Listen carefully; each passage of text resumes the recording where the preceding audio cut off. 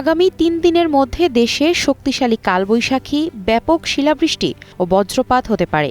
এছাড়া দেশের পশ্চিমাঞ্চলের অনেক জেলায় টর্নেডোর আশঙ্কা রয়েছে। বিশেষ করে ৩১ মার্চ পুরো বাংলাদেশের ওপর দিয়ে এই কালবৈশাখী বয়ে যেতে পারে। কানাডার সাসকাচুয়ান বিশ্ববিদ্যালয়ের আবহাওয়া ও জলবায়ু বিষয়ক পিএইচডি গবেষক মোস্তফা কামাল পলাশ এক পূর্বাভাসে এমন তথ্য জানিয়েছেন।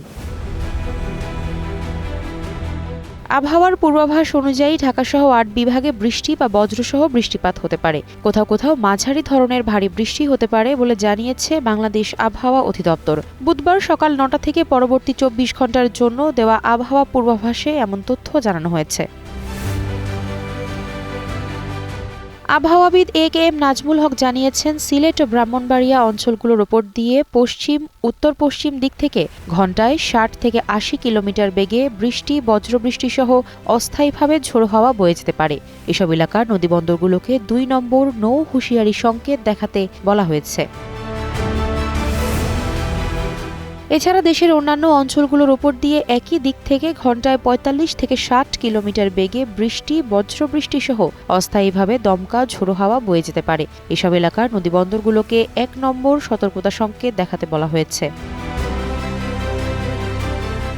এদিকে কানাডার সাসকাচুয়ান বিশ্ববিদ্যালয়ের আবহাওয়া ও জলবায়ু বিষয়ক পিএইচডি গবেষক মোস্তফা কামাল পলাশ এক পূর্বাভাসে জানিয়েছেন, ৩০ ও ৩১ মার্চ এবং ১ এপ্রিল দেশব্যাপী শক্তিশালী কালবৈশাখী ঝড়, তীব্র বজ্রপাত ও শিলাবৃষ্টি হওয়ার আশঙ্কা প্রায় শতভাগ।